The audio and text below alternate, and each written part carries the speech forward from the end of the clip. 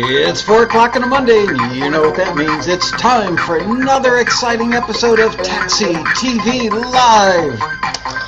This week, said with special emphasis. Actually, this week, starring Taxi Road Rally, 2017. And thank you, fake band. Thank you, fake audience. You get the real audience open today. Everybody's arriving late. Really late.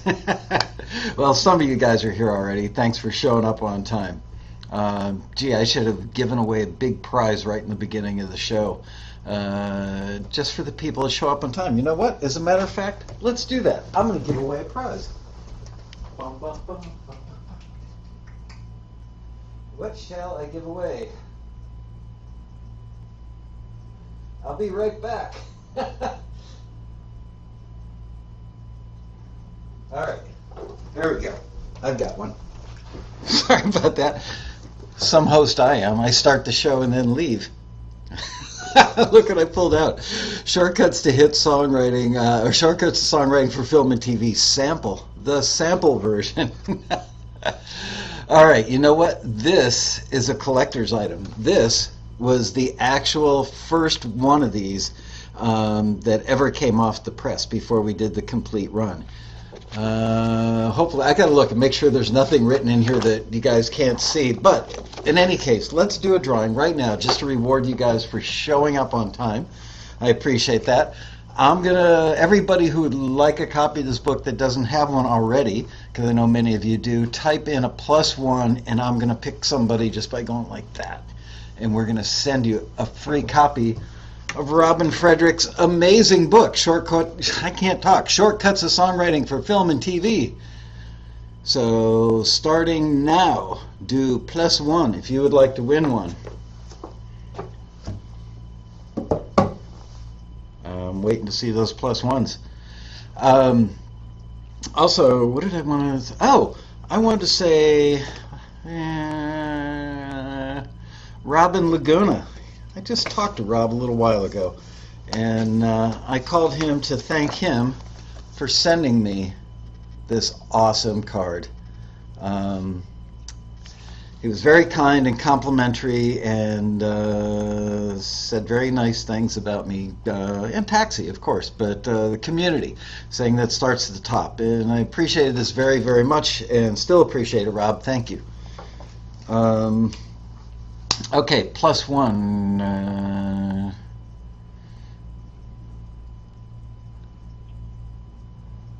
Thanks, Rob.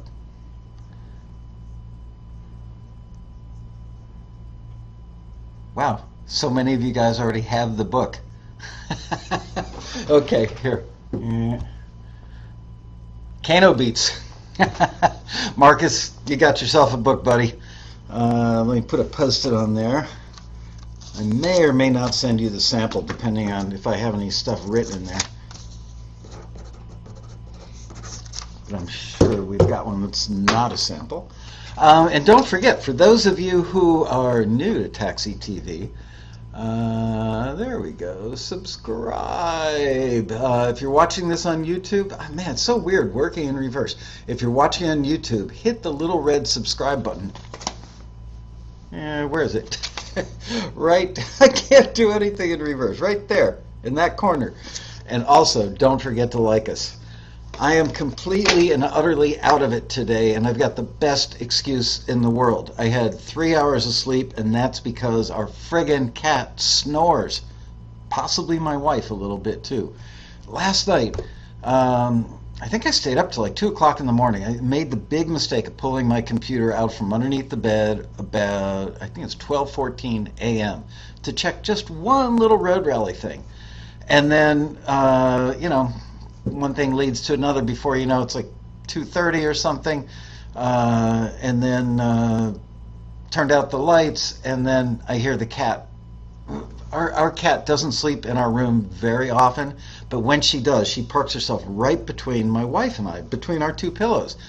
And cute little Gracie is snoring like a lumberjack. And so I'd give her a little whack on her tush, and she'd like that. And then when the cat was done snoring, Deborah was making funny noises and her foot was hot. She kept kicking the covers off and who knows. Anyway, last time I looked at the clock, it was about just before 4 a.m. and the alarm went off at 7. So yours truly is out of it today.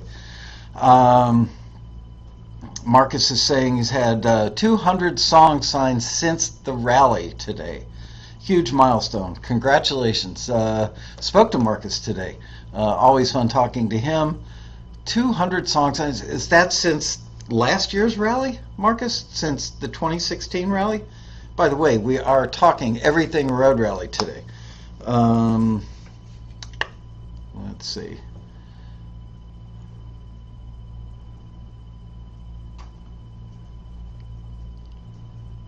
Okay, got the signs done. I'm looking. Here's my show notes for today on Post-its of all things. Anyway, let's get this show on the road, as it were.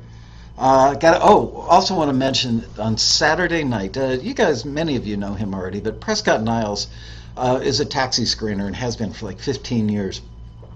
Probably best known as the bass player in the band The Knack and played on the song My Sharona, which was a global hit and still is. And he's now been the bass player for several years with the band Missing Persons with Dale Bozio. And they played a gig very close to where we live. So Saturday night, Deb and I went to see him. And I got to say, I've never seen Prescott do a show before. And it's heartwarming to see somebody that you know is a person you see. He's here pretty much every day. And it was just so cool seeing him on stage being a rock star. And he's an awesome bass player. And his bass, I don't even know what kind of bass that was that he was playing. Got to ask him. Sounded amazing. Just one of the best bass sounds I've ever heard in any context. So I got to find out what that bass was. So that was a lot of fun. A grown-up date to go hear some rock and roll. I won't even go there. I won't tell you about the woman that was dancing right in front of us. We were seated at a table, and there was a lady who was she was like one of those 60s go-go dancers in a cage, but she didn't have a cage. But she was a dancer, that's for sure. So the road rally, it's coming together. I'm just about ready to start typing up the Grand Ballroom schedule, and I know that Angel has been working at a feverish pace to get all the mentors and the mentor lunch people, the one-to-one mentors, and the classroom teachers all lined up. She's got a giant spreadsheet for all that stuff, and I don't get involved until she has collisions of people that need to be on one of my panels and be somewhere else. That's when we talk to each other and straighten that stuff out.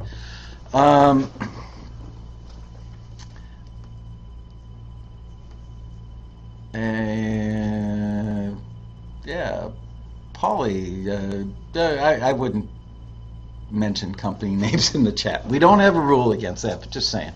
Anyway,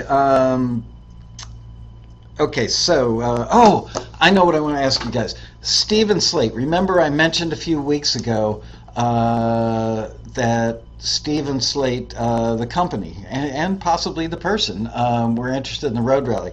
So last week, I met with their gentleman, Nick, who was a great guy. First of all, he knows all about the Eagles from my time period, and Bill Semzik, their engineer-producer. So we probably spent a good half hour talking about that over lunch. And then he did a tour of the Westin with me. And so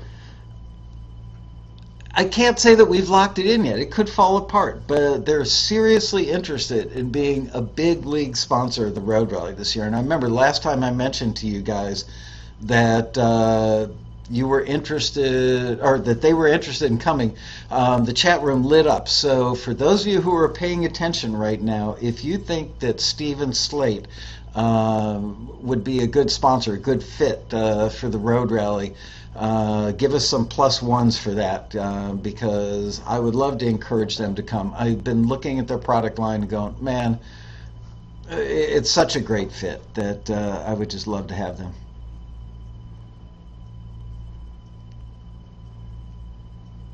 Okay, there's a +1. Stephen Slate. The products are awesome. Great, good company. Hope that comes through, Michael. Stephen Slate +1. OMG +1. Another one +1 +1. Yes to Stephen +1. Yes, the first one I missed in a long time. +1 +1 +1 +100 +1,000. Okay, we get the idea. Anyway, I'm so excited. I've wanted them to come for years just because I think that their product lineup is so perfectly suited to our members, who you guys are, what you're doing. And because I'm sleepless, I can't remember the name. Oh, I'm totally drawing a blank. What is their console that's like a virtual console topography on a touchscreen TV? Why can I not think of that? Could it be 3 hours of sleep? Very possibly.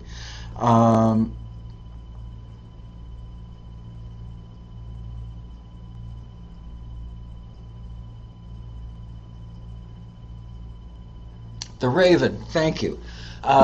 I can't wait to play with the Raven. You know, every time I think about building a studio in our house for me to play with, like I ever have time, I've got to have a Raven.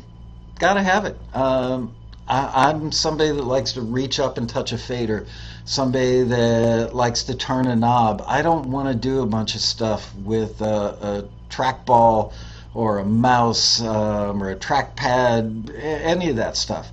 And when I first saw the Raven, I went, this is it. This is the thing for me, so I really hope they come. Got to give away a Raven. You know, if they come, I'm sure there's going to be a door prize from them. We're talking about all kinds of stuff. I really hope they come, and if they do come, I will treat them like royalty because it's just the perfect product line. There are a couple of other, one big company in particular that has another amazing range of products that I think you guys would like. They're on the East Coast. They want to come. They're really seriously interested. I don't know if they're going to be able to get it together to bring that many people from the East Coast and like a semi full of stuff. But we'll see. The desire is there, and the lady I've been dealing with is extremely nice, and she gets it. So I kind of hope, I really hope they come. So let's talk Road Rally. Okay, so don't forget, Thursday, November 2nd, is registration at the Road Rally. And I think we open the doors for registration at 4:30. The vendors, the sponsors start setting up around noon, 1 o'clock. People start lining up at 6 or 7 a.m. Personally, I think that's a little early. It's not like the Beatles are doing a reunion concert at the Road Rally. But I get it. They line up that early because they want to make sure that they have an absolute crack, or first crack, at the mentor for their... I should have just called today's show off.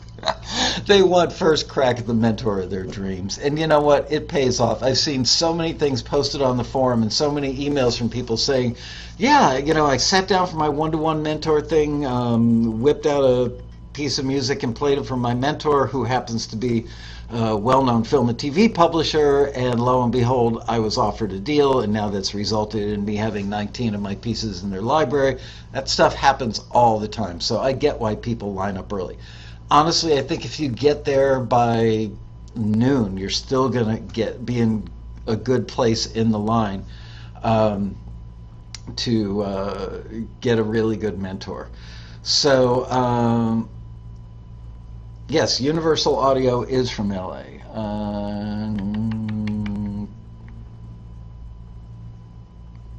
Okay.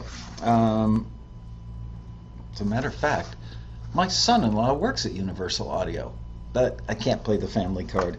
I do like their stuff, though, gotta say. So, Thursday night is registration. Then after registration, then you get the mentor of your dreams. The smart thing to do is spend your time on the airplane or before you come out, probably a week to 2 weeks before the rally. We will supply you with bios of every mentor, with descriptions of every class, with the list of which mentors are going to be at the at the one-to-one or at the mentor lunches. By the way, the mentor lunches, it costs like $35. It's a pass through the hotel. We don't make a nickel on that. And basically, it's a ballroom with 30 tables that seat 10 people each. We stick an 11th person at each table. That person is a mentor. Could be a songwriter, could be a producer, could be an A&R person, could be a music library owner, could be a music supervisor, could be a manager. Just about any person or type of person you could possibly think of in the music industry is there. And then every 15 minutes we rotate them around the room, so that during the course of your lunch you'll probably get 4, 5, 6 different mentors at your table. You're going to drop $25-$30 on lunch at the hotel. If you're trying to do the road rally on a budget, there is a Subway down the street that I know is very popular with the members. There's like a Chinese restaurant or a Thai restaurant right next to the hotel. I personally don't love it, found it to be rather greasy, and I like Thai food. The restaurant in the hotel, by the way, the Daily Grill, I think is a great restaurant. I mean, it may not be up for a Michelin star anytime soon, but it's a great place to grab a burger, steak, fish. It's like all American food, but done really well, and not ridiculously priced considering it's in a hotel. So the mentor lunch, I think that we get 300 people on Friday and 300 people on Saturday in there.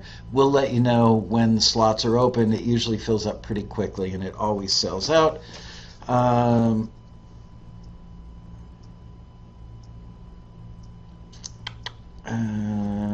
Oh, there's a Denny's. That's true. There's a Denny's down the block, right?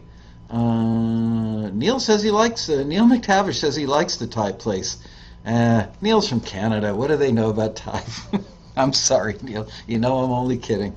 There's a Taco Bell by the hotel. That's true. I was almost carjacked in that Taco Bell parking lot one time, but that's a whole other episode. Literally had a guy jump out from behind something and grab the door handle in my car and try and yank it open. Luckily, I left the engine running and had the door locked. So I just said, I waved. Yeah, I waved at him. Adios, dude. So registration, and you get your mentor Thursday night. Use the sheet. Come to the road rally with your top 3 or 4 mentors already picked out in your order of preference. It's a little frustrating for us when we've given this information to people a couple weeks in advance. They show up, they finally get to the head of the line, and there's like 800 people behind them, and they will sit there, and we've usually got 3 or 4 people working that booth, if you will, or that table, assigning the different mentors. But people will sit there and go, well, I don't really know which one. Yeah, I looked at the list, but I just don't know. It's like, part of me wants to do film and TV music. Part of me is a songwriter. Part of me is like, I'd love to get a song cut by an artist on the charts. And, I do a little rock, I do a little pop, I do a little country. And I don't know, do I need a manager?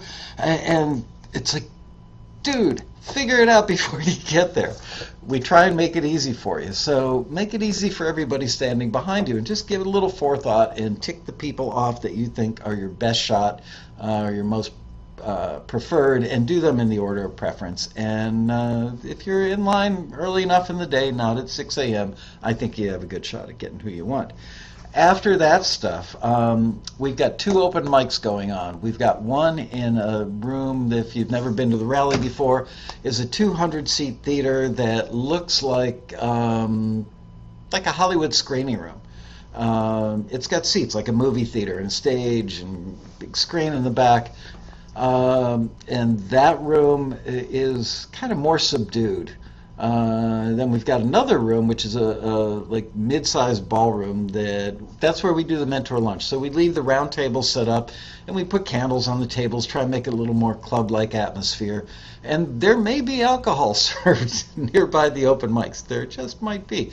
And people get up there and play.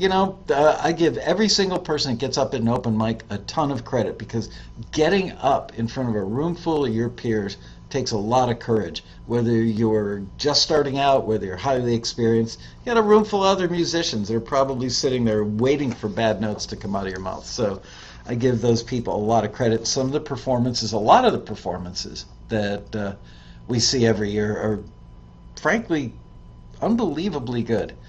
And sometimes people walk up on the stage and you're, judging the book by its cover as they're walking on the stage going, oh, what's this going to be? And then they just blow everybody in the room away with their music. So it's always fun.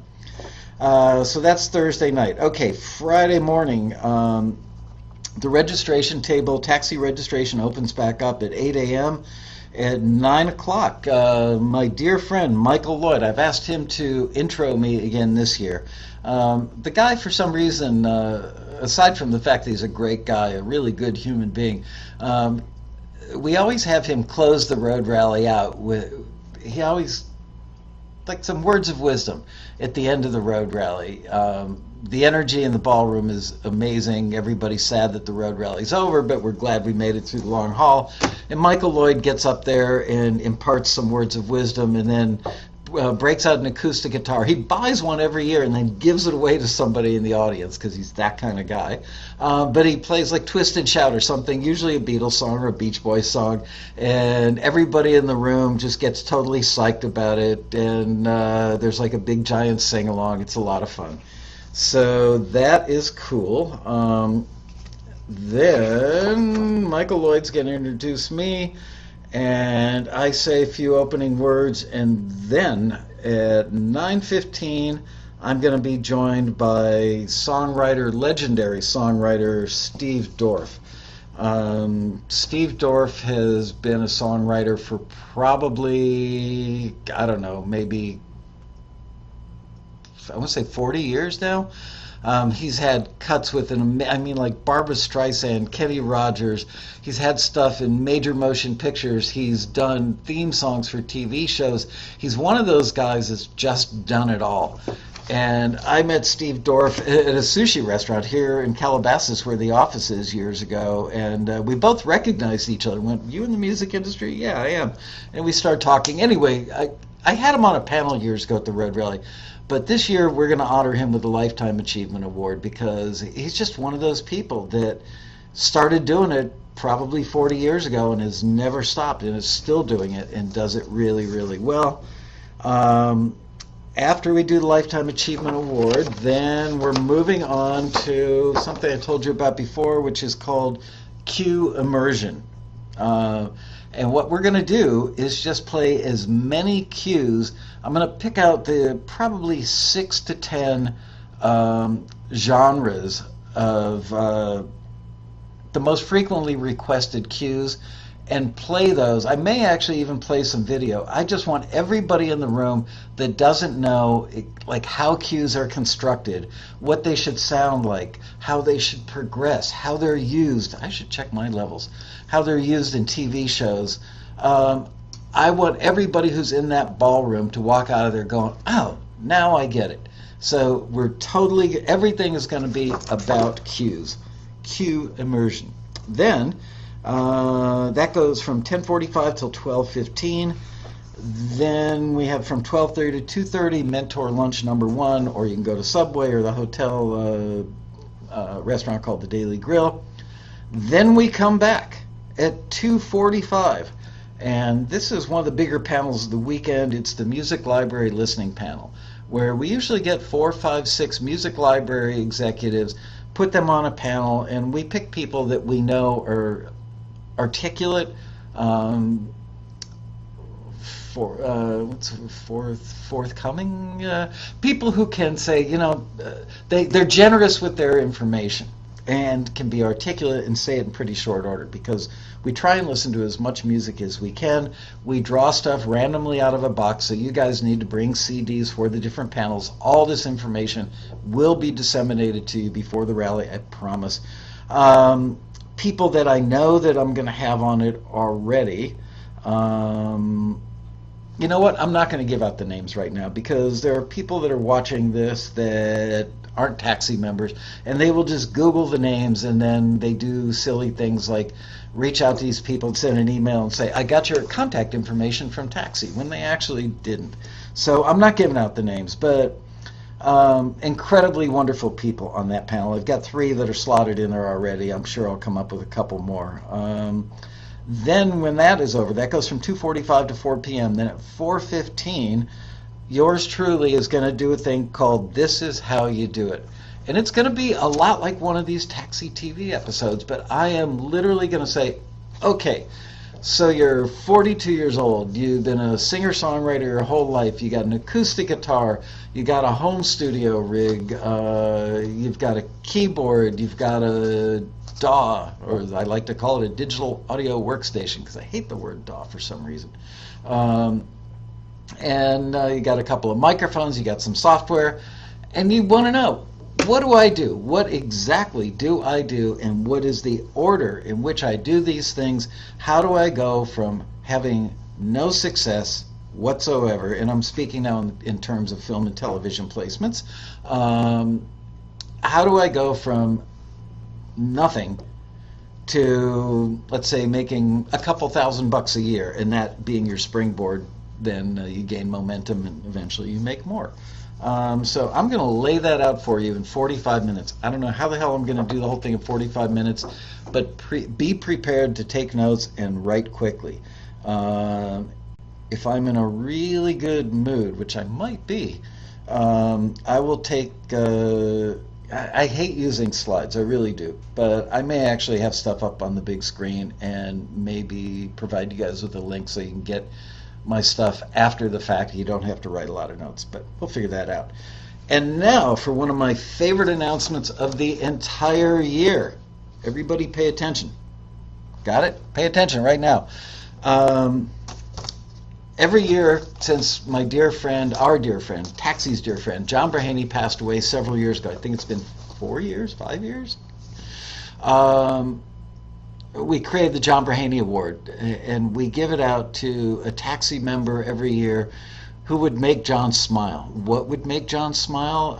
Somebody who is an incredibly good person, somebody who's incredibly hardworking at making music, somebody who is never afraid to learn, is always in search of constantly learning, never assuming that they know everything, constantly improving, constantly realistic in their expectations and willing to work hard to get where they want to go, and they inspire other Taxi members to achieve great stuff as well. So this year, our honoree for the John Brahimi Award, he doesn't even know I'm announcing it on the show today, but he did say yes to me a few days ago. This year's honoree for the John Brahimi Award is going to be none other than Mr. Chuck Henry. Chuck has been a member for, it's got to be coming up on around 20 years. He is incredibly productive.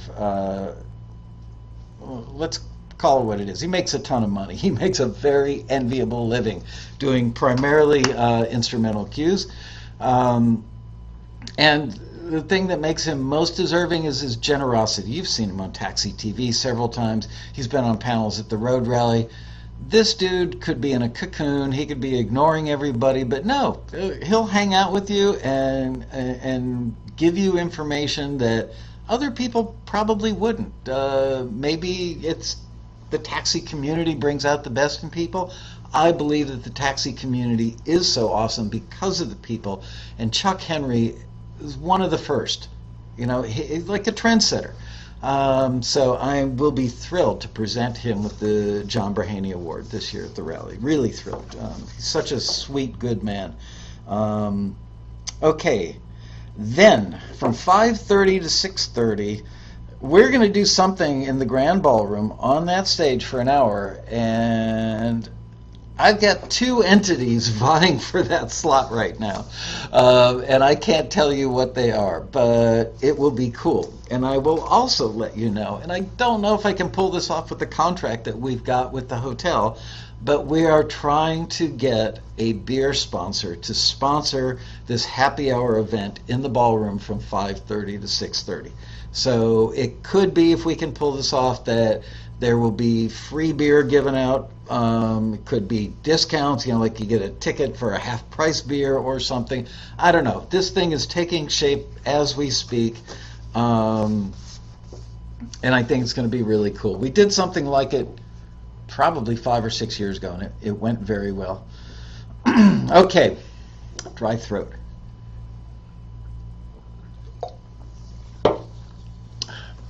Liquid on my face.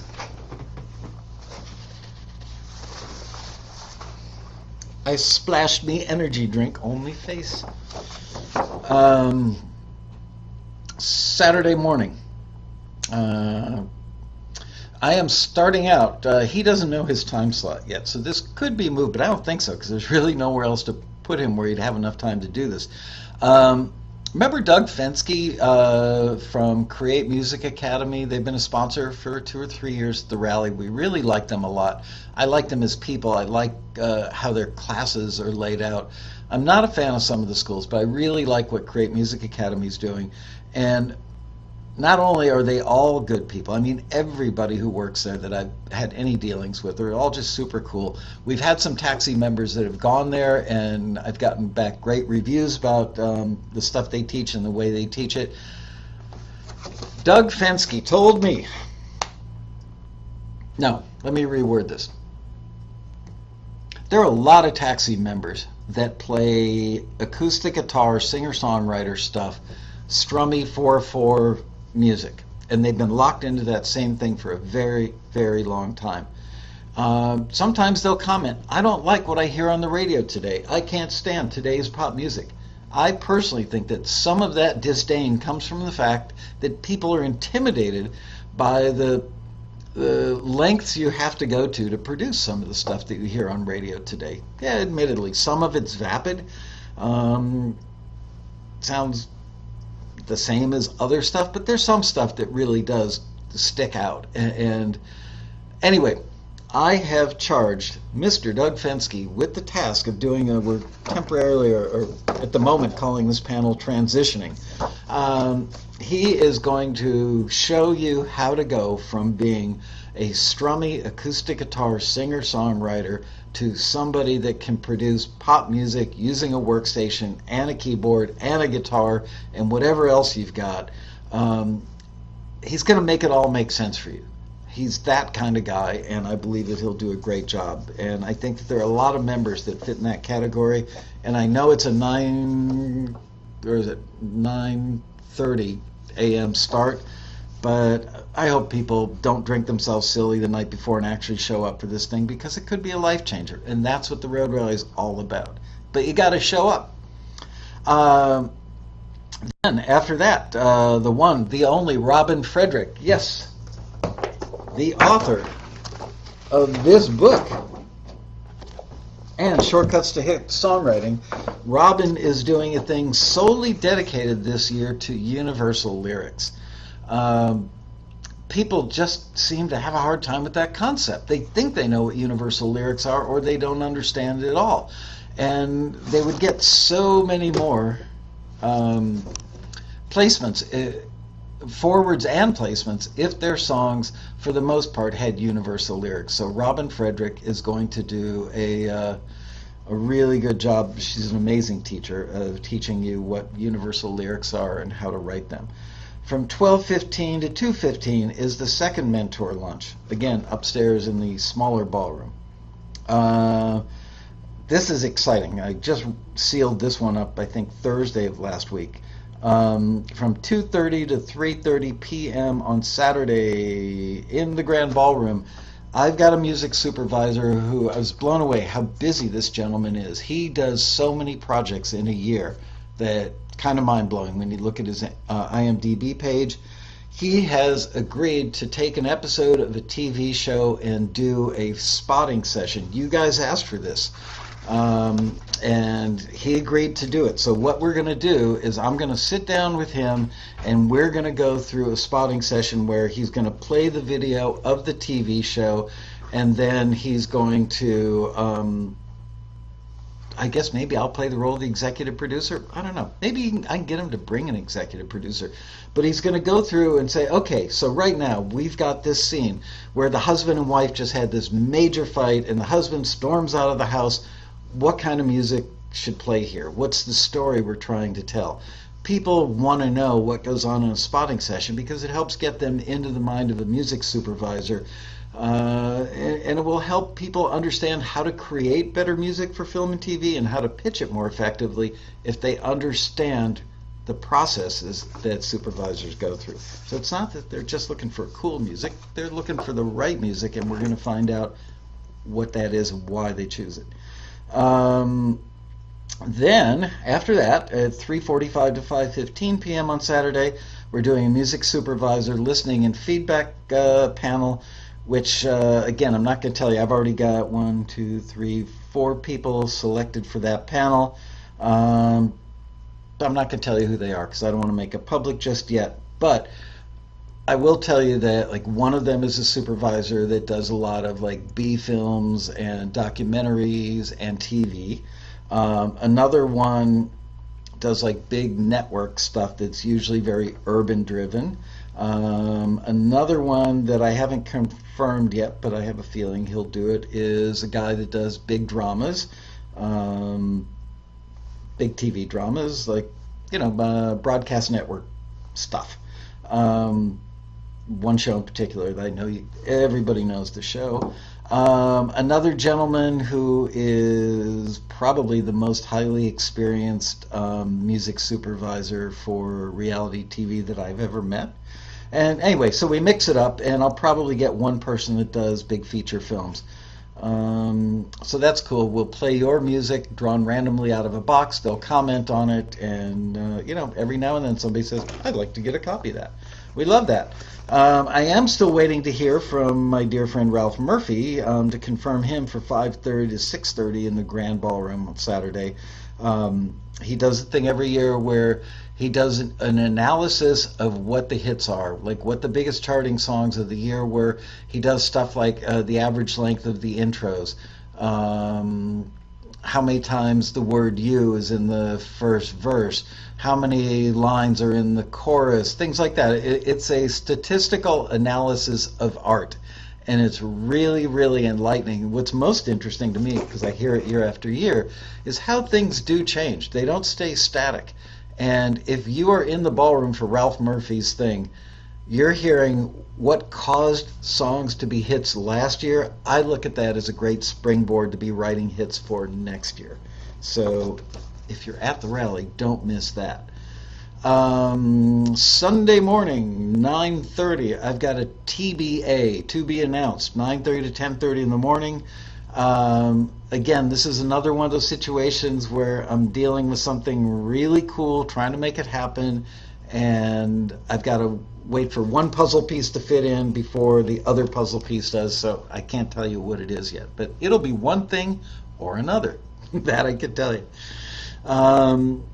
After that, at 10:45 on Sunday, 10:45 to noon, we've got a young lady who is a reality TV video editor, and she is actually going to take some scenes and lay the music in.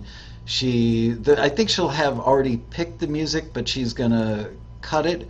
She'll explain why she's using it. She'll edit it to length. She'll scoot it around, and then she'll drop it into the scene and play it back for you. And I think that that's good. Last year, we had Jonathan Weiss, who's a reality show TV music supervisor, and David McIntosh, who is a video editor. And they talked about their process, how they work together between the editor and the music supervisor. This year, we're actually going to show you the work being done. Then we have lunch from 12 to 2 on Sunday, which is just open. There are no mentor lunches that day. 2:15 to 3:45. This is another thing that you guys asked for. I believe on Taxi TV, we are doing screening with a screener. I'd like some feedback from you guys while we're doing this. Would you prefer that I have one screener who does some live screening, actual Taxi member songs, and we'll work that out before the rally, but I may actually have you guys do submissions and then have the screener actually screen real submissions for a real current active listing on stage in front of everybody. I hope the screener doesn't get nervous about that. Would you prefer to have one screener do several, or a couple screeners do a couple each.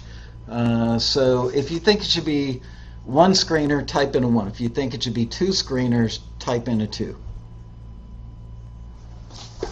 And I'm just going to sit here and wait for that stuff to show up.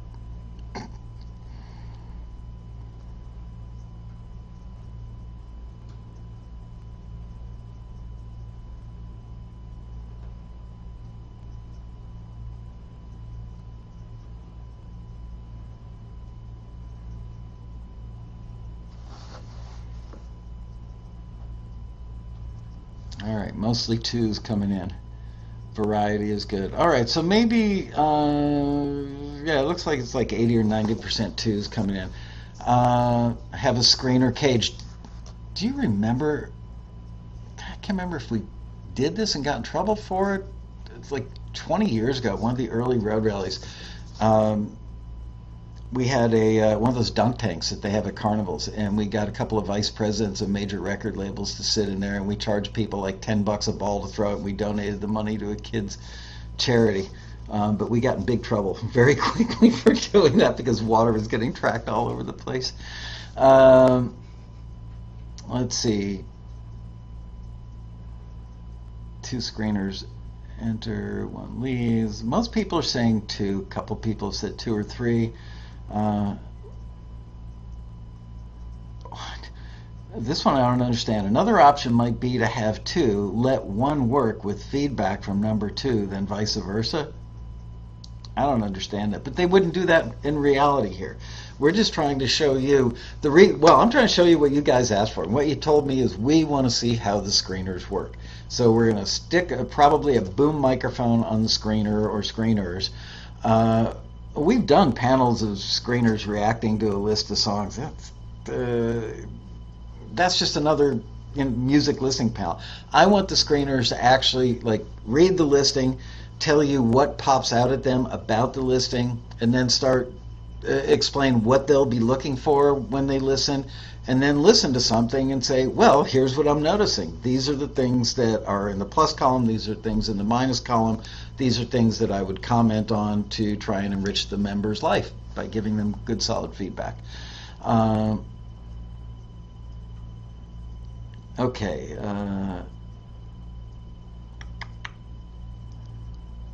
All right, we're back to debating which browsers we have and which ad blockers we're using. Okay, screening with the screener.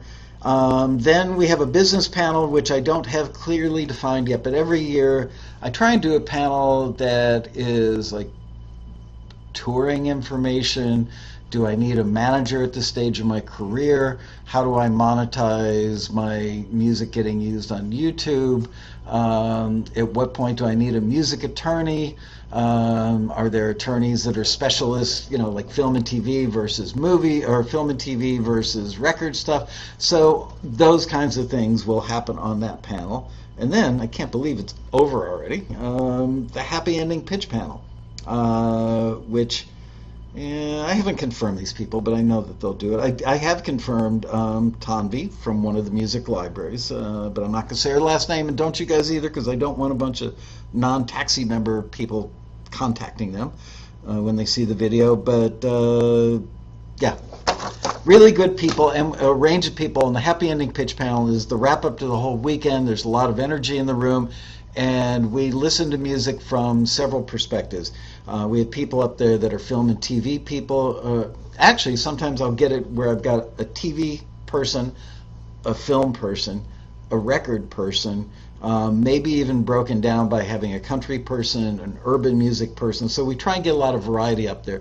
That way, whatever we pull out, I can go to the person on the panel who is best suited to comment. And we don't have people that are like jazz aficionados commenting on country songs. So that is it for the panels. And of course, the panels only make up about 25% of the entire Road Rally experience. While the panels are going on, upstairs, 1 floor above the grand ballroom, we've got, I believe, 9 or 10 classes going on. We do 3 rounds of classes per day, 9 or 10 classes per round. The classes last 90 minutes, and there's probably not a subject you can think of in the music industry that isn't covered in those classes, and there's 3 days of classes. So let's say 30 classes, so 90 classes, roughly 90 classes before will have happened before the end of the weekend. So pretty much every subject. On one of the days while that's going on, we've got the one-to-one mentoring going on Friday. So there's a lot going on. And the mentor lunches, which I mentioned before. So there you go. There's a lot of great stuff. Understanding contract terms is very important to new performers that are not used to nomenclature. I agree, but you know what? We've done music attorney stuff in the Grand Ballroom. It's breaking my heart when I look out and I've got, a great music attorney sitting there on stage with me, and I've got 150 people in the room. It's like, really? We've got 2,500 people at the Road Rally, only 150 want to know. So, yeah, we'll have music attorneys there, but probably not in the Grand Ballroom, probably in class situation. All right, so all that said, let me look at my list, see what else I've got to cover here. Did that. No show next week because in the United States we will be celebrating Labor Day, and we will be off on Monday, so no Taxi TV next week. And that's it. There's one thing left on my list, and she's here now. Briagha McTavish, come on over. Ladies and gentlemen, Miss Briagha McTavish. There she is. So, Briagha, I've known Briagha since she was in diapers. No, I've known her since she was a teenager, right? You were like 14? Yeah. She started out as a taxi member many, many years ago. Scooch that way a little so we look like we're on the same size. Anyway, Briagha was at the Road Rally with her dad, Neil, who's in the chat room right now. Yeah. Hi, Dad. Hi, Dad. Neil's awesome. He helps us get the stage ready for the rally every year, and he's such a hard-working guy and humble and doesn't want any hoopla about it. But we gave him a little award last year because he deserved it. Anyway, so Briagha has seen the Road Rally from the perspective of a young, new person just starting out in the industry and probably not knowing very much, I'm guessing. Yes. A neophyte, as they are called. And then becoming more and more educated every year. And then eventually she came to work for us. One year, about 2 years ago, you called and said, I'm moving to L.A., right? It's 2 years ago. I'm moving to L.A., and I need a job. And I said, well, I can't hire you because you're a taxi member, but I will give you a job on a temporary basis making phone calls, outbound phone calls to taxi members about the Road Rally. And she did such a great job that we ended up hiring her. So she's now here, and she put together a list of Road Rally do's and don'ts. And this is from somebody who's been there and probably done all the bad stuff, because she's a party animal. I caught Briagha in a room one night rolling up chubbies for Are you just making stuff up? I am totally making that up. Yeah. She wasn't rolling up anything. Maybe rolling members out the door who got a little too much to drink. Anyway, Briagha, this will actually be my 9th rally. Really? I went to my first when I was 14, and I'm 22 now. So it'll be. I've known you that long. Yeah, it'll be my 9th this year, so that's pretty crazy. But yeah, I've seen kind of all of it. I've been to so many. I've been as a staffer and as a member, so I have a bunch of tips just for everyone. Have you ever been kicked out of a road rally for unruly behavior? No. Okay. No, I have not. Just checking. But yeah, so my first tip is to stay at the hotel. A lot of people have been calling and saying, oh, I have a friend that lives there and I'll probably just stay with them, which is great and all, but there's so many reasons why you should stay at the hotel. One is a lot of the mentors and people like that, the industry people, they also stay at the hotel, so you never know who you might run into on the elevator. Also, you don't have to commute in LA traffic because it's kind of insane here, especially if you're not right by the airport or right by the hotel. It's going to be insane to try and commute in the morning and be there on time and not have to wake up super early. To make a 9 o'clock panel, you would have to get up at 6:30. Yeah, because the traffic's insane. I mean, you've probably heard if you don't live here, but it's insane. And also, my tip is don't sleep in. Get to the panels or classes right They're at the beginning. hungover. The road rally is a very social event, and people are known to woo. Yeah, you can have fun, but make sure you're up in the morning because you're missing out on networking, you're missing out on learning stuff, especially if it's your first year. I mean, you should try and soak up as much information as you can.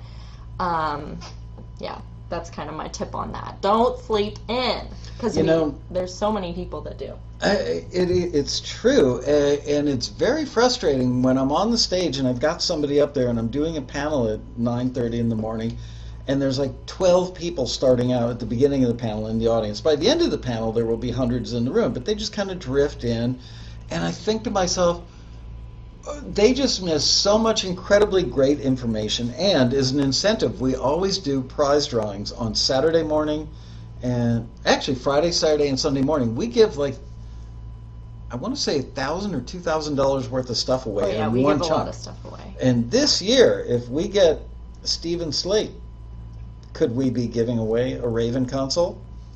Who knows?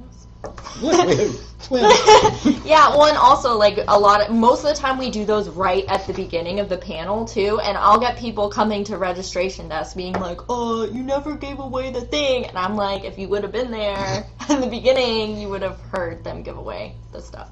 So, yeah. Oh, other thing. Can't we do a redo because I wasn't there? Yeah. Right. Okay. We can't do that. And then also another thing is look at the schedule and plan out your days beforehand and know what you want to accomplish. When I first went to the rally, I was so annoyed because my dad got the schedule, he had it printed out in a binder, and he was like, "Bria, we gotta sit down and figure out what we're going to go to." And I was like a teenager, so I was like, this is dumb. But it was a really good idea. So basically, I mean, if you want to write it down, whatever, you don't have to go Neil McTee intense and put it in a binder, but definitely figure out what you want to do during the rally and not just figure it out as you go. How much is influenced by the people you meet, the friends you make, like in the registration line or whatever, or at lunch, and you think you've got a plan, and then they go, "Oh no, you've definitely got to see this guy. I saw him speak last year. It was amazing." Did you find that you were adjusting on the fly, or did you stick to the plan? I don't really remember. It was a long time ago. But yeah, I mean, definitely, especially in registration line, listen to veterans if they say someone's really great. But sometimes they might have something that they're like, "Oh, this is really great," but maybe it's not what you need to be going to. And especially, know what you want to accomplish. So, do I want to network with, film and TV people and get my stuff in a library or something like that? Or do I just want to get better at songwriting? That was my goal my first year, was just to, improve my craft. So I went to all, songwriting classes and lyrics and performance and stuff like that. So just, know what you want to accomplish. But like Michael said, definitely listen to people that say that someone's great, because you might catch a really awesome class or panel. There's a guy every year, I can't think of his name now, but he teaches a production class. We've only met for a moment by the elevator, 3 times in the 10 years he's probably been teaching at the Road Rally. People always walk up to me and say, "He's amazing." I can't think of his name, but that's a sign. When people are walking around talking up a teacher, there's usually something to that. Oh yeah, definitely. Another thing is the way that I really got to know the taxi staff and know Michael is volunteering. So we usually will send out an email, especially to people that have already registered for the rally, and let them know, hey, we're looking for volunteers. And if you can, I would do it. We always need the help, especially just stuffing stuff on Wednesdays and then setting up on Thursday. So for those of you who fly in on Wednesday, and a surprising number of people do, we stuff the 2,500 goodie bags starting at noonish, 1 o'clock-ish, something like that, and Bria and Matt from our staff will be down there. Basically, it's about a 2 to 2.5 hour. Yeah. Sometimes it goes really quick if we have enough people and we're working in a good group. But you also get free pizza, so that's another reason to come. Free pizza, and maybe if you're lucky, water to go with it. Yeah, but it's a great way to get to know the staff too. I mean, if you want to. I mean, you not. Well, now they already you may know not want to, but if you do, Yeah, it was awesome for me to volunteer. I started volunteering my second year. So, and look where she ended up. Yeah, I'm working here. So I have a few things about mentors. Michael already mentioned, like, make sure you have your options of what mentors you want and have, like, a list of, like, 3 or more. Because a lot of the best mentors will get taken right away if you're not, like, right in the front of the line. So yeah. How near the front are you talking? My opinion. You should be able to get a good, like, your first choice if you're, like, you know, even if you're in, like, the first, like, 100. Right. Because I always feel sorry for the people that I come downstairs at 6 or 6:30 in the morning on Thursday morning, and there are people on the floor already, like, having a bagel in a Starbucks, you know, and they've got the lawn chair and the umbrella and the newspaper. I think you could have shown up at 8 and gotten the same result. Yeah, but I think a lot of people, too, it's like a culture to it. People just, like, enjoy waiting and having fun. And a lot of people, like, bring guitars in the line and stuff, and you get to meet a lot of people. And I mean, there's a culture to that that's really fun, just, like, to hang out and talk to people. Semi-related, don't you love it when you go to a concert and there's always that guy, especially at the Hollywood Bowl, like if you go to a John Mayer concert, there's always some guy with an acoustic guitar out by the ticket windows playing John Mayer songs. Yeah. Does he think John Mayer's going to hear him and come out and go, dude, you do me better than I do me? Why do they do that? Just saying. I don't know. But another thing is, don't try to usurp time with the mentors. Everyone gets, how long, 15, 20 minutes? 15 minutes. 15 minutes. Don't try and go over. If there's someone awkwardly hovering behind you, that means get up. So we've had a little bit of problems. Usually a staff member will come and be like, hey, get up, but, like, don't be that person. I have a squeaky chair.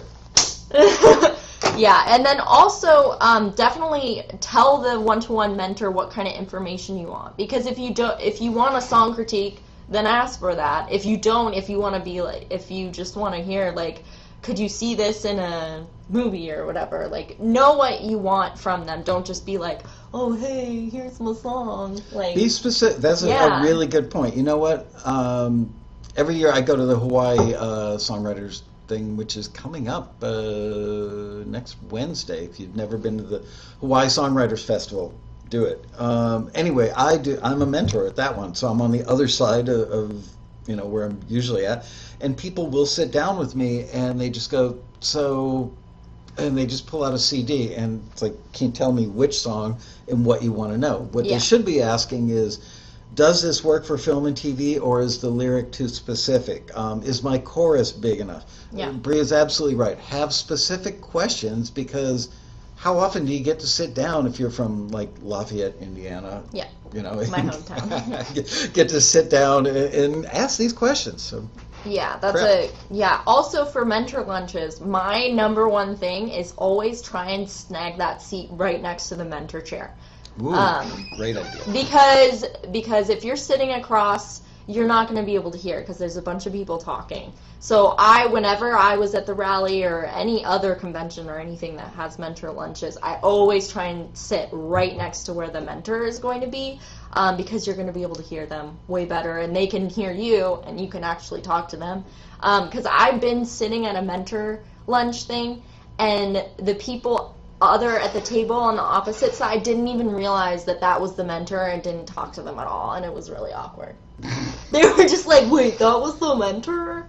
It was really awkward. And also, the mentor is always going to not have food in front of them, so you'll know which seat you can sit in. And don't sit in their seat. Yeah, we have this thing at the Road Rally. We call it Starve the Mentor. No, actually, we feed them because they can't pick up. And by the way, the food is like B+ to A-, pretty darn good for a hotel. You know, it's like it's a little better than typical hotel food that you would get at a wedding or some sort of business luncheon, but we can't have the mentors like moving their salad and their drink and their entree with them from table to table, so we give them Subway sandwiches right before you guys come in the room. As far as sitting right next to the mentor, I hate getting other people's spittle on my food. Well, they won't have any food, so... No, but I have over food. You. Yeah, and I can't remember whose event I was at, but they had a mentor lunch type thing, and I happened to not be a mentor at that table, and the dude sitting next to me, I could see it leaving his mouth and landing on my food. So. Well, I've never experienced that. But you have to decide whether that's worth it or whether that's more important or getting the wisdom from the mentor. Just bring cellophane. Cover your food, and then every time you want to bite, you peel the cellophane back, take it back, put it back down. Anyway, I digress. Yeah, someone said, I hope there's more than one chair next to the mentor. Yes, there are round tables, so there's two, because it's not a triangle shape or something like that. Okay, so for also another thing is, like, you will have a chance to, especially at the mentor lunches and stuff like that, a lot of mentors take a bag around with them and they get CDs and like business cards from people. One thing, put your contact information in with the CD. There's so many people, they just have the CD, but it doesn't have their email, it doesn't have their website, it just like has their name. Like, who wants to spend the time to like go Google you? Nobody. Yeah. Nobody will do that. Yeah, so like include your contact information. There's a lot of mentors that do listen to all of the music that they get. I don't know how they do, but they do it. And, you know, they might hear something that they like, but then if they don't have contact information, how are they going to find you? I get that call from Michael Lloyd, who has produced 100 gold or platinum records in his career. Just amazing wall of gold and platinum in his home. The guy will listen to every single thing that he gets at the Road Rally every year. He literally will take the box, put it in his car, and as he drives around Los Angeles, listen. And he calls me up and says, Lasco, he's got a very quiet voice most of the time. Lasco, they did it again. Did what? Who? What? What are you talking about? He goes, I got another song. It was amazing. There was no jewel case with any information on it. I had to pull the CD out of the CD player on my dashboard to see, and all it says is like, Bob Jones, I love you, Mary. No email address, no phone number, and he's calling me up to, number one, complain about it, and number two, have me look in the database to figure it out so that he can reach out to them. So Bria's 100% right. Yeah, and also don't like give it to them and be like, oh, it's not my best work. Like, this is just Everybody okay. says that. Why? Like, don't downplay yourself. If it's not your best work, then you shouldn't be giving it to them. Or I need to do another mix, or this isn't the final vocal. This is just a demo. Like, there's a list of people. Even if it is just a demo, be like, hey, here this is. But don't be like, oh, this is just okay. Like, you're just basically giving them a precursor to not like it. Right. Yeah. And, yeah, that's just, like, not smart. But people do it, you're right. Yeah, people do it, and you think that you're being, like, I know that a lot of people think that they're, being humble doing that, but you're not doing yourself any favors. They're not going to remember it, be like, oh, that person's so humble, this was so good. Like, they're not going to be like that. They're going to be like, cool. Like, thanks. You know, the industry people, just so you know, they're not scary. I mean, they're just like you. They really are. They just have a different job, and it doesn't make them any more important or any smarter or anything. But for some reason, the people that we get at the rally, they're pretty approachable. Yeah. And I wouldn't be surprised if sometimes somebody says, yeah, here's my song, but, you know, it's really not my best vocal, and I'm probably going to remix it. I'm waiting to get that new keyboard. You know, it's like the list of excuses. I'm pretty sure we've got some industry people that would probably stop you right then and there and go, dude, first of all, I do want to listen to this, but don't, you know, what's the word I'm looking for? Anti-sell it or whatever. Bria's 100% right. Downplay it. Yeah. Yeah. And another thing, too, is, I mean, this is something I didn't write down, but research the mentor that you're going to meet, or, like, kind of look at their bios so that you're not just like, oh, what did this person do? Like, stalk them. Yeah, don't be creepy to them. Be like look up their, like, high school or something, obviously. But, really? I That's mean, not cool? No. Damn. But do some research, especially if you're, you know, going to a one-to-one mentor, you know, because, I mean, they're learning about you. It'd be kind of good for you to know a little bit about what they've done, and we give you bios in the pack, so there's no reason that you can't kind of know a little bit about everyone at the rally. Maureen Crow, the woman was a founding board member of the Guild of Music Supervisors. Her biggest movie she ever did was maybe the best use of music in a movie of all time, The Bodyguard, with Whitney Houston. And Maureen really defined what a music supervisor's job is. She is a world-class leading authority on all things related to music supervision. And she was our honoree for a Lifetime Achievement Award 3 or 4 years ago. And she said something so incredibly simple and brilliant she agreed with what you're saying. It's always stuck with me. She said, I hate being swamped where people just walk up and go, here, listen to that, stick it in your face. She said, but if somebody says, what's a big TV show right now? Game of Thrones. Okay, Wait, that wouldn't that wouldn't work. Yeah, because it would have to be score. Kardashian, keeping up with the Kardashians. Okay, so if you walk up to the supervisor who's working on the Kardashians and said, I noticed that in about 75% of the episodes that you've got comedic tension stuff for scenes that almost always take place in the kitchen, and I've got a whole CD of that stuff. She said, I would appreciate that so much, because I go, yes, that's something I can use. I'd be interested in hearing it. So Bria's absolutely right. Stalk them a little bit. Get to know the shows that they're working on, not shows that they worked on 3 years ago, but the shows, actually, if you're really good at stalking, use IMDb and look at the production schedule from Variety and find out when they're going into post-production. That way you can have some music in your hand that they're going to need in 30 days. That's actually a really good idea.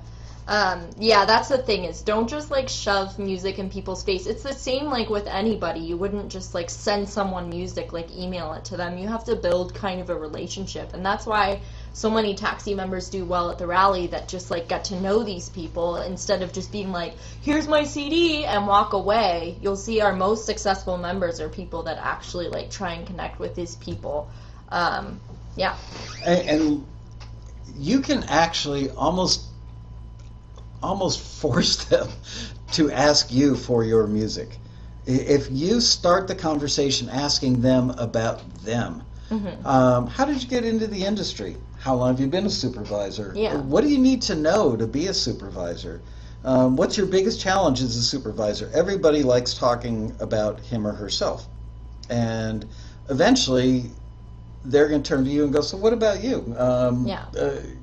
How did you end up in LA from Lafayette? What brought you out here from Indiana? And next thing you know, they're going to say, do you have any music with you? That's the ultimate goal, is to get them to ask you for music, rather than people shoving respond better to people that like seem like they genuinely care about them, rather than someone that's just like trying to use them to get their music placed. So, which is really what you're doing, right? Yeah, but veil it. Yeah, and also another tip that I have is that anybody that you're networking with, whether they're a supervisor or someone within the industry or just another taxi member or someone that's attending the rally, if you get a business card from someone, I've had so many times that I have a stack of business cards. I'm like, I have no idea who any of these people are. So a tip for me is to like write, as soon as you get a business card from someone, write a note on it and be like, oh, I met them here, they do this. Sorry.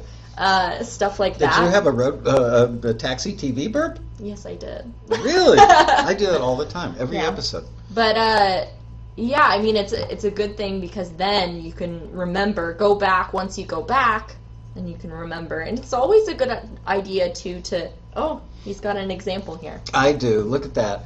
I showed you earlier. Rob Smith sent me this card, very nice card. And inside was a $50 Starbucks gift card, which I thought was super cool. And I wrote, Rob included his business card, and I wrote on the back of his card, $50 Starbucks card. Yeah. So, I mean, I didn't want to just, that may be a little personal. Sorry if I'm embarrassing you, Rob. Starbucks for the staff. No. No. You guys don't get any of my caffeine. No, actually, I looked at it and went, should I buy some really good coffee for the kitchen? Because our coffee sucks here. Oh, I don't drink it, so I wouldn't know. We have like Folgers. I just drink the Rockstar. Oh, okay. Me too. Speaking of which, Rock Yeah, star. I thought you didn't even like that flavor. It's the only sugar-free one we've got. That is true. Yeah. Yeah, but definitely write down stuff on business cards. And a good rule of thumb is to reach out to people, check out their stuff, and be like, hey, really like this. It's a nice thing to do. You'll get in good graces, and you never know. Are you talking about reaching out to other members that yeah, you've gotten cards anybody. from? Yeah, might as well. It's good to make connections. People remember you, so. One of the greatest examples of kind of a bromance would have to be Marcus Cohn and this young man. Oh. They met at the Road Rally 2 years ago, I think, and Matt and Marcus. I think it was last year, actually. Oh, last year? Okay, anyway.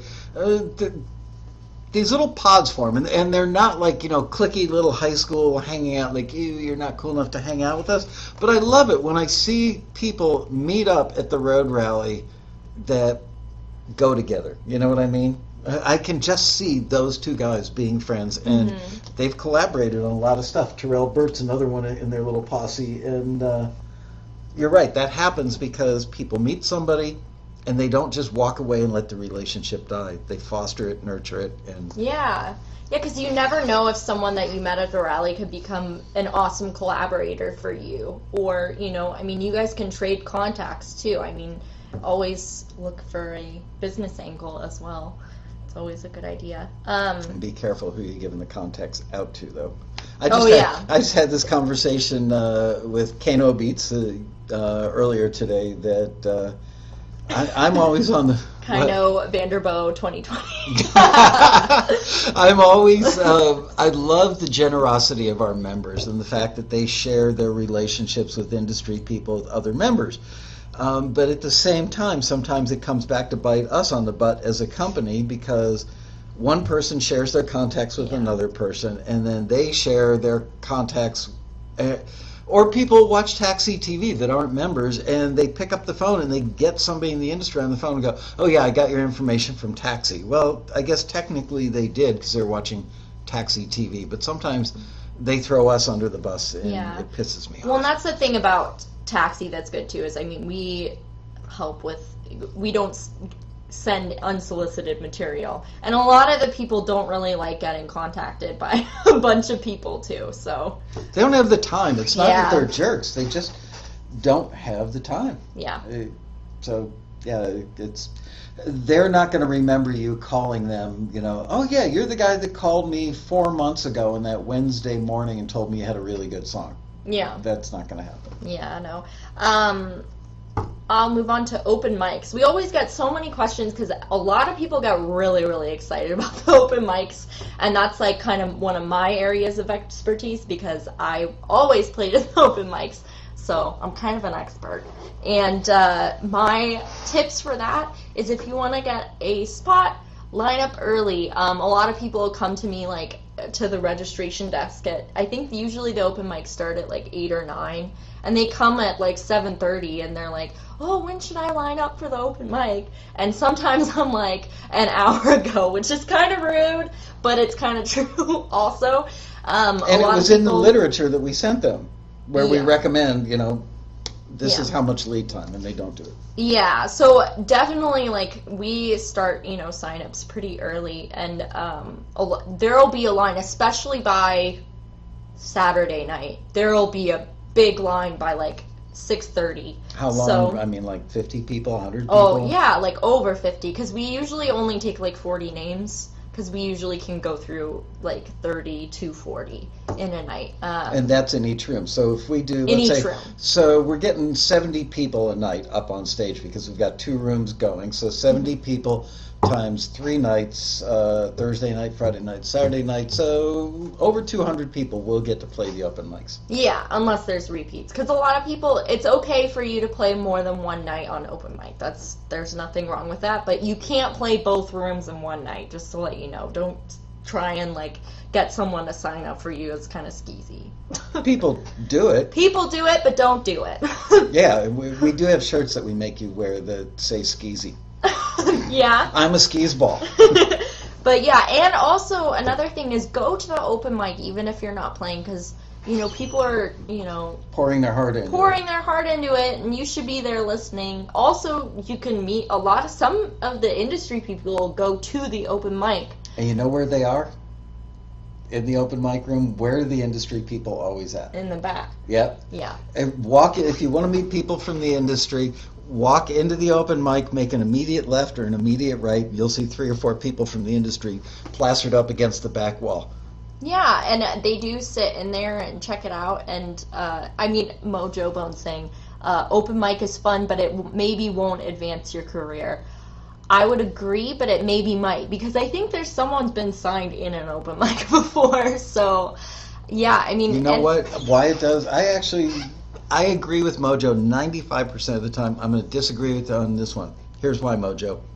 It creates a rally buzz. Mm-hmm. When somebody nails a performance at the open mic, or they're doing something new or different or notable in any way, shape, or form, it spreads like wildfire. Oh, yeah. You've come up to me several times over the years, said, "Did you see so-and-so at the..." And I'm like, "No, because I was in that room, not that room." And truthfully, usually at night I'm up in my room fixing my notes for the next day's stuff, and I probably get like an hour of open mic time in. Yes. But I hear about it. Even my wife and kids come up to the room and go, "Oh, can't believe you weren't in there. This person was amazing." Yeah.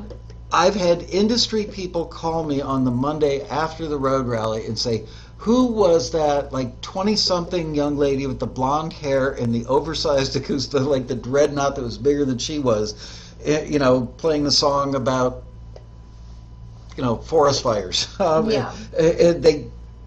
They call me, I don't know. So then I have to look at the list and see who was on it. But it does advance careers sometimes. Yeah, not to toot my own horn, but I know when I would play, a lot of people would come up to me right after and be like, "Hey, here's my info, blah, blah, blah." And sometimes they were cool industry people. I remember one time a screener gave me his card and stuff. So that was cool. So you never know who you're going to... And you might meet a cool collaborator, too. It's an awesome way to meet people and make connections. That's a great point. People often say, "Gee, I went to the road rally and I didn't meet a collaborator because I didn't know who to approach or what kind of music they made. Can't they wear a badge that says I do country music?" Well, what are the odds you're going to see that badge? But you're right. Mm-hmm. If somebody's up on stage, you think, "Man, I'd love to collaborate with them." Let them finish their song. Applaud. And then wait for them to put their guitar away, walk up and go, "I really enjoyed your performance. Would you be interested in collaborating? Here's my card." Yeah. It's a good idea. And then, and then all I have is left is, if you don't have a class that you want to go to a panel. Even if, you're like, "Oh, I don't know if I'll get anything out of it," you probably will learn something. And, it's better than just sitting around and not doing anything. Well, that makes sense. Yeah. So, and because you can always learn something, whatever, because we're offering a ton of information. There's no reason for you not to soak up as much as you can. People make a fatal flaw when they come to the road rally, and I've seen this happening more and more each year because the rally has become so famous as a networking event. They come to the road rally totally focused on networking, and then they get that moment where somebody says, what kind of music do you do? And they hand them something that sucks. Because the year before, they were so busy hanging out in the bar trying to network that they haven't learned anything and moved forward. So they have the golden opportunity, and they hand somebody the wrong thing or something that wasn't as good as it should be. Yeah. So, yes. When I can attest to that. My first rally, I came in as a 14-year-old, and I was like, "I'm great." And I went to one-to-ones, and my mentor, who is Mandy Martin, she was like, "Honey, this is nice, but you should get this book, and you got to do this." And then next year I came back with a really good song, because I learned a ton. I went to a bunch of classes. I learned how to, structure my songs, because I was really bad with structure. I just, wanted to just kind of do my own thing. Well, why are people compelled to want to do their own thing? Because it's art. I think that you're just like, "Oh, I'm just learning I'm just playing what came." Obviously, too, I was 14, so I was pretty young, too, just, starting to write pop music. But I learned so much my first rally, and I just soaked it all up. And the next rally, I was, came with some songs that were actually pretty good. Yeah. How old were you when you wrote your song "Sick"? That was the song. Yeah, That I was was- 15. I love that song. Yeah, I wrote that in math class. But yeah, Hear that, Neil? Your kid was writing songs during a math class. you should know that. But yeah, I mean, I learned so much that like the next year I came back and I had some really good songs. So definitely try and learn a lot. And someone said, be so good they can't ignore you, and which is a really good idea. Yeah, you can always learn something new. I'm trying to think, I had something else I wanted to say, but I forget. Well, along the lines of be so good they can't ignore you, that's where the open mics come in. Because it only takes one person in that room to start, well, I shouldn't say one person, it's a forest fire. It happens every year. My wife and kids, I go upstairs and work on my notes for the next day. And my wife and daughters will go down and go to the open mics, and they come up to the room at like midnight and say, can't believe you missed this guy, can't believe you missed that lady. They're raving about people, and the next day I hear about the same performers that they liked from other taxi members or from industry people. So there's no question that it's a good way to start a fire. Yeah, and also another thing is that we're thinking up ideas to incentivize you to come to the open mics too. So you never know what might be there. That's right. One of the things, there are a couple parties that happen in suites upstairs that are by these really nice people that obviously pay for the booze, and people go up there with their red cups and get a bunch of free booze. And I've heard from taxi members that they feel like the open mics have had people sucked out of the open mics and upstairs to these private parties. Then I get a call from the hotel security staff saying, Lasco, you got a bunch of people up on the 12th floor making a ruckus, and we're getting phone calls from people. So last year they shut one of them down like an hour after it started. I don't know, I have nothing to do with it. But we're contemplating moving the party to the room that the open mic is in. It just makes sense. Anyway, we're looking at options. Yeah, so open mics are going to be off the Chislang this year. Off the what? Chislang. I don't know. I just How do you spell that? I have no idea. Okay. All right. That's what the kids are saying.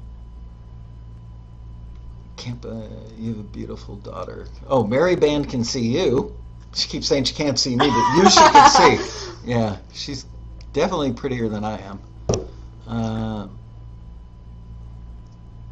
Yeah. Oh, another thing is... Well, hold on. Your dad's getting a lot of compliments about you, so let him revel in that. Okay. All right. Now you may speak. Well, another thing, too, is after open mics and after that, people do... I mean, I will say that there's stuff that you can hang out with people in the bar after stuff. Just don't go too crazy. But a lot of the industry people will, like, hang out in the bars, too. Till like 2 o'clock in the morning. Yeah, so you can go crazy at night, but like I said, don't get up late. I've noticed industry people on Sunday night when the road rally is over. I usually leave the hotel around 10 o'clock on Sunday evening because I want to just get home. I just want to get home. Let's just leave it at that.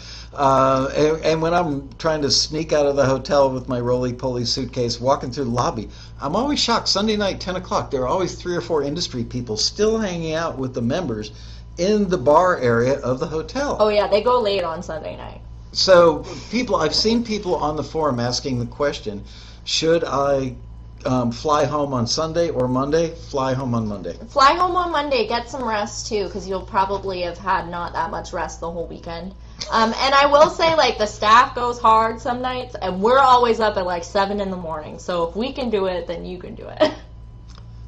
Remember... we have to be down there a lot early. I won't mention any names of staff members, but we've had staff members that have, like, stayed up drinking until, like, 5:30 in the morning and been... falling asleep on the floor. Yeah, and been downstairs at registration at 7 after being up all night. Oh, yeah, we will sometimes stay up really late, but... I mean, we're always up, so if we can do it, you can do it. That's and right. We're up earlier than you, because a lot of times. And for you. Yeah, and That's for right. you. All right, couple of questions, and then thank you for that. Good job. Um,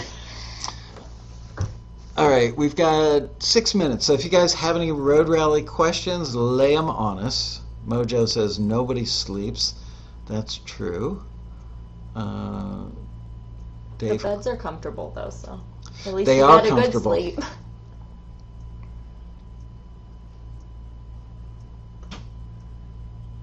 How about us older folks? What do you mean? There are a lot of older folks.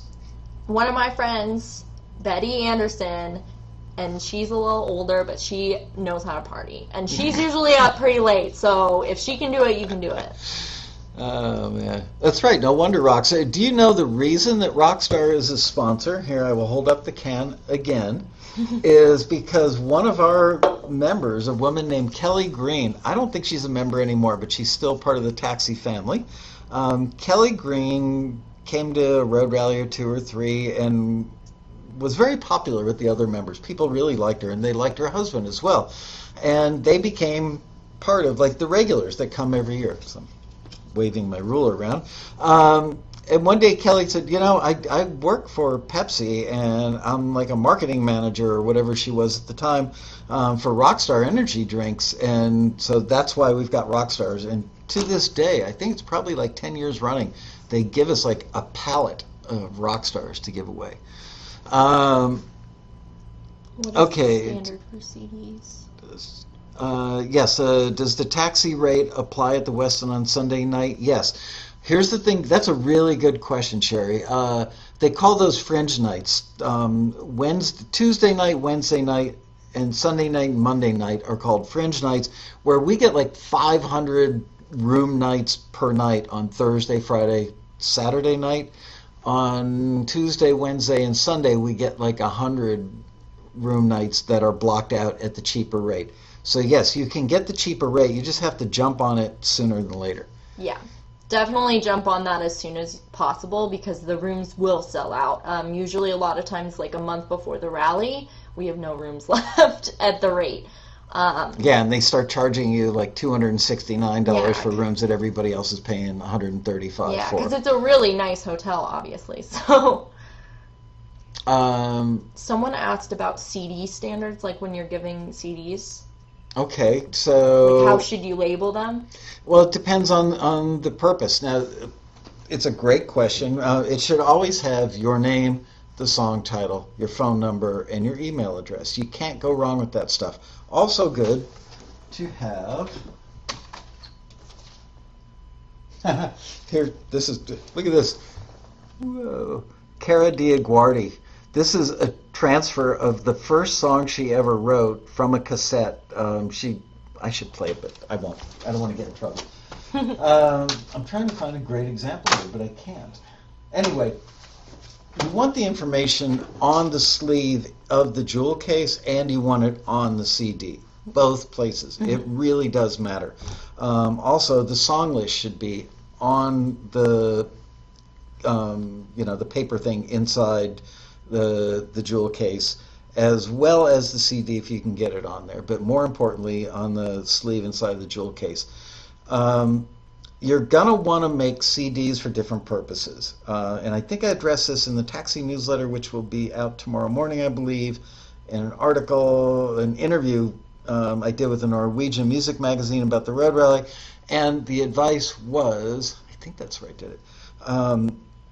For the panels, you want CDs with one song, with your name, your phone number, and your email address on it.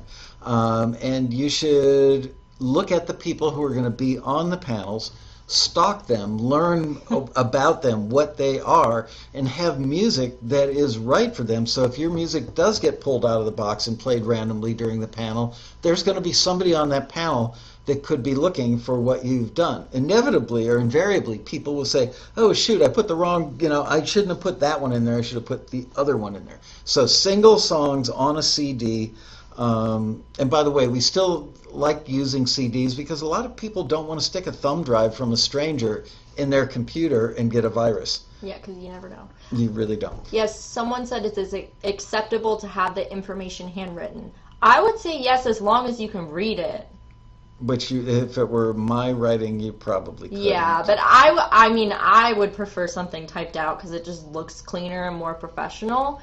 But if you can read it, or if you're like doing some fancy script, I think when I did it, I would write it, but I wrote it really slow and like in a certain type of font style. So, I mean, that was kind of just like a vibe, but I would suggest printing it. If you're an artist, it's a good idea to have your picture on the CD sleeve because it will tell them something about you. If you're pitching your stuff for film and TV, they could care less what you look like. They would probably find it inappropriate that there's a picture of you on there. But yeah, legibility is the most important thing. Yeah, well, and you could also stick your business card in that CD case too. Good point. So like if you have a CD that's already made or whatever, and you don't have you can just stick the business card in there, and that way you know that your contact information is easy and accessible. Kano says you got to use thumb rubbers. Dangerous out there, meaning over your thumb drive. Thumb drive condoms. Oh, God. Yeah, we should we should have a booth at the road rally. Get your thumb drive condoms right here. Oh, another thing, too, is something that we had a little bit of a problem with last year is at the, for the one-to-one mentors, we're not having a bunch of CD players on every desk. So bring your song like on your iPhone, your iPad, or your computer. Do not come with the CD because it's just going to be a hassle for us to get. We'll have a couple boom boxes for like the stragglers, but definitely bring it on a portable device that they can listen to it. Everybody's got an iPhone now, or an Android, whatever. It used to be we had a CD player at every workstation, at every desk. It got to the point where we weren't using it very much because people would bring their phone or an iPad or a laptop, and you could just tell or ask the person listening to just jack into your device. Yeah. We've got them as a backup. Yeah, and the boom boxes are also really bulky, and the cords and everything. So it's just like a big hassle.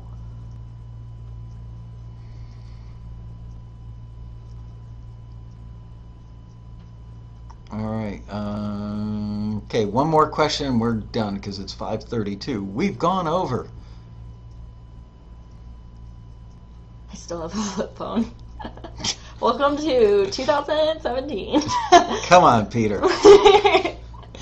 CDs are on the way out. Progress. Well, it's true. CDs are almost archaic at this point, but how else, for panels, how else do we do it? I mean, we could have people submit a bunch of music, and we could have it on a laptop sitting next to the stage, and we could randomly go in there and pick it. But CDs, there's a little something exciting about. People will watch. It's so funny. Anthony, who no longer works here, was our DJ for a lot of the panels, and he said, it's amazing. He said, you feel like 1,000 eyeballs looking at you. Did he pull my CD out? People use like turquoise cases on their CDs so that they can see that their thing was pulled out. But it is just the best way to do it. Yeah.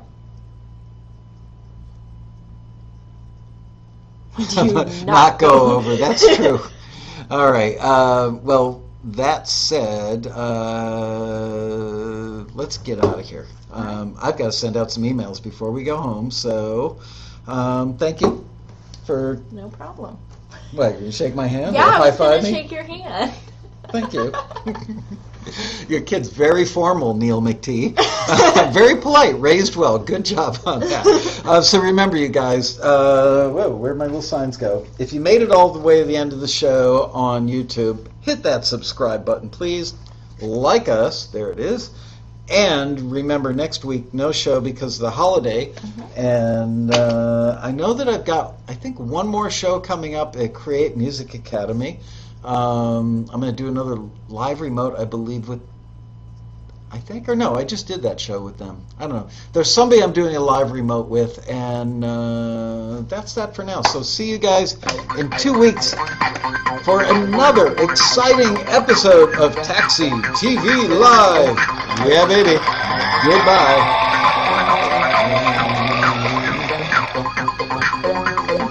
I love this song. It's my favorite.